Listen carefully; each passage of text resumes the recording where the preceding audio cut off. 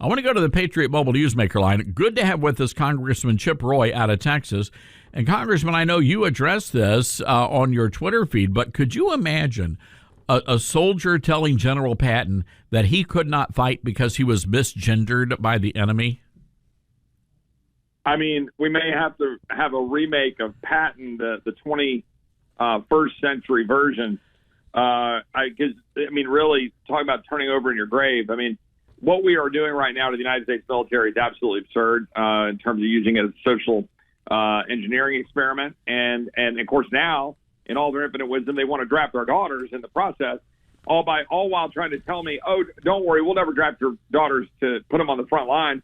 But they can't even tell me the difference between men and women, and they can't even figure out pronouns.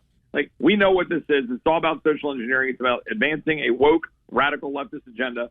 It's about equity, diversity, and all the things that are destroying the fabric of our society, but the military in particular. You fired off a letter, and you mentioned this just a second ago. You fired off a letter to the House Armed Services Committee, very concerned about drafting women, thousands of women, who many already serve admirably, as you point out, in the military. Why do you have a problem with adding women to the draft? Well, first of all, putting aside the wisdom of the need for a draft, I mean, I'm fine with us having a draft and selective service for men, but you can have a debate about that using the power of government to conscript. But if you're going to conscript, what kind of a society conscripts 18-year-old girls, daughters, sisters, in some cases mothers, and says, yeah, we're going to go throw them into the military and go throw them into combat? Well, then my colleagues, including those on my side of the aisle who support this, will say, well, yeah, no, but don't worry, we'll never send your daughter to the front line. But then they'll say at the same time, oh, we'll never need to have a draft unless crap hits the fan and we're dealing with a land war against China. I'm like, well, which is it, right? But we know what the situation is, right? There's 17 million men of draft registration age. There's something like 50 or 60 million fighting age men. This isn't about the need to have women be drafted. This is about making a political point for specific woke radical purposes. That's what it is. It's to say, hey, this is all about equity. And I'm going to be very clear. You are not going to draft my daughter, okay? And if any Republican is responsible for that becoming law, I will make it my mission to oppose that Republican and to burn the entire establishment, including Republicans, to the ground. I'm not going to have it. It is undermining our military. It's damaging our society, and it targets our daughters, and they don't need to be drafted. If they want to go sign up and do it on a volunteer basis, more power to them. But I will note one other thing, Todd. The Army has acknowledged, and women have acknowledged, that they have, in fact, reduced standards in the name of equity.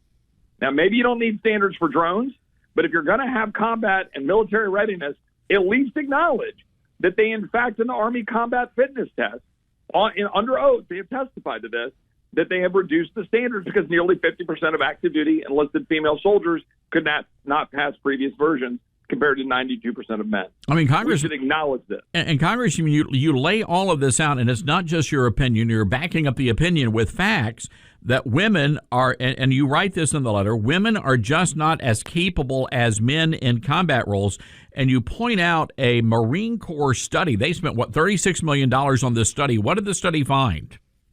Well, it found that you had all male units outperformed the mixed gender units at a scale of 70%, and that's not surprising, right? Again, that was all male versus mixed gender combat units, and of course they spent $36 million to figure this out. The military should not be a social engineering experiment, right? If people want to go and they want to go volunteer and they can meet the objective standards for performance that our military says is needed to win on the battlefield, then great. God bless them. And I will celebrate every one of our heroes, male or female. God bless them. And leftists like to say, well, you didn't serve in the military. You can't say anything about this. You know what? To hell with you. I'm not a doctor, and I talk about health care. I'm not a cop, and I talk about what we talk about with crime because I was elected to represent 750,000 Texans, including the thousands that come up to me when I see them on the streets and they say, thank you for protecting my daughters from a leftist woke government trying to draft them. It's mind-blowing. And Congressman, we've been pointing out, this goes back to the Obama administration. They're the ones that gutted the military, firing all of those generals and replacing those patriotic men with woke individuals who are following some sort of a radical agenda. I mean, you've got a bunch of Mark Millies now running the Pentagon.